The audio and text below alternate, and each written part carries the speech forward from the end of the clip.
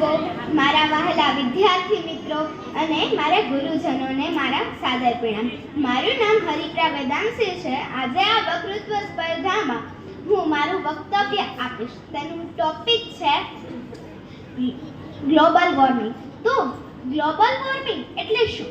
તો global warming એટલે આપણા અર્થનું વધતું ટેમ્પરેચર, વધતું તાપમાનને ગ્લોબલ વોર્મિંગ કહેવામાં આવે છે. અથવા આપણા જે અર્થ, આપણું પ્લેનેટ છે તેમાં ગ્લોબલ વોર્મિંગ થાય છે. આથી ગ્લોબલ વોર્મિંગનું મોટું જવાબદાર છે તેને કહે છે ગ્રીન હાઉસ ઇફેક્ટ. હવે તે શું છે? તો ગ્રીન હાઉસ ઇફેક્ટ આપણા દેશમાં કે આખી દુનિયામાં, આપણા અર્થમાં પણ એવી કેટલીક રિસર્ચો થાય છે અને ફેક્ટરીમાંથી લગાતાર કેટલો ધુમાડો, કેટલું એવા ઝેરી ગેસો નીકળે છે અને કાર્બન ડાયોક્સાઇડ વધુ પ્રમાણમાં નીકળે છે. આથી આખી દુનિયા પર કાર્બન ડાયોક્સાઇડ અને અન્ય ગેસોથી ઢંકાયેલી છે. આથી સૂર્યનો તડકો પૃથ્વી પર પહેલા પડે છે અને પૃથ્વી વધારે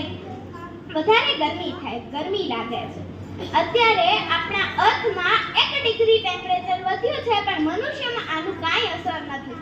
પણ જેમ સમય જશે એમ એક ડિગ્રી ટેમ્પરેચર વધતું જશે અને તેનો અસર મનુષ્ય પર, પ્રાણીઓ પર અને વૃક્ષો પર વધારે થશે.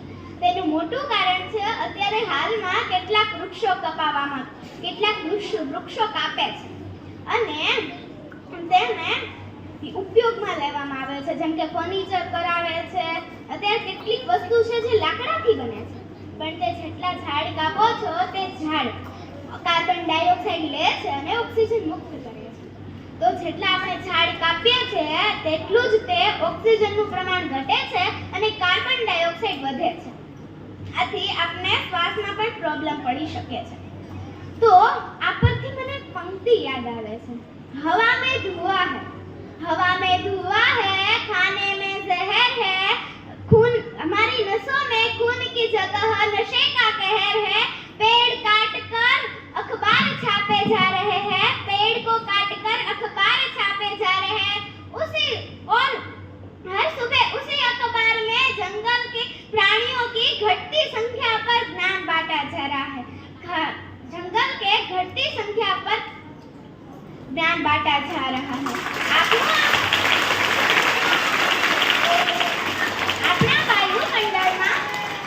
વાયુમંડળમાં એવા ગેસો છે અને કાર્બન ડાયોક્સાઇડનું પ્રમાણ વધી રહ્યું છે, જેના કારણે અત્યારે માઉન્ટ ગ્લેશિયર પર પહેલા સ્થાપનાના સમયે 150 પર્વત હતા અને અત્યારે હાલના સમયે ખાલી 25 છે. હું કહેવા એ માંગુ છું કે આપણે જેટલા વૃક્ષો કાપીએ છીએ, એક વૃક્ષ કાપ્યું તો તેના ડબલ એટલે 2 છોડ વાવવા જોઈએ. એ વૃક્ષ આપણને કામમાં આવે છે. તે સૂર્યપ્રકાશની હાજરીમાં કાર્બન ડાયોક્સાઇડ લે છે અને ઓક્સિજન મુક્ત કરે છે.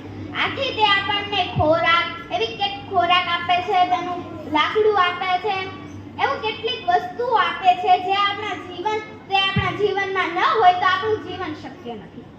આ પરથી આપણે જેટલા વૃક્ષ કાપીએ એમથી ડબલ છોડ વાવવા જોઈએ. હું ખાલી આટલું જ કહેવામાં, આપણે ફેક્ટરીઓનો ધુમાડો શેમાં ભરીને નાખી નથી શકતા, પરંતુ આપણે છોડ જેટલા કપાય છે કે વૃક્ષો જેટલા કપાય છે તેનાથી વધારે છોડ લગાડીને આપણું કામ કરી શકીએ છીએ. આપણે આના પછી મને એક વાર્તા યાદ આવે છે. જ્યારે એક ઉંદર જાતો હતો, ત્યાં વચ્ચે કીડીની લાઈન ઉપર જતી હતી અને ત્યાંથી એક જીવ હતો તે કીડીઓને ખાતો હતો અને તે એક કીડીઓની લાઈનની આ બાજુ થઈને વચ્ચે હાથ મૂકીને કીડીઓનો રસ્તો બદલાઈ નાખે છે. આથી તેમનો જીવ પણ બચે છે અને તે આટલું કામ કર્યું, આથી કેટલીક કીડીઓનો જીવ બચ્યો. આથી આપણે આટલું કામ કરીએ તો આપણે આ ગ્લોબલ વોર્મિંગથી મુક્ત થઈ શકશું. અસ્તુ. જય હિન્દ, જય ભારત.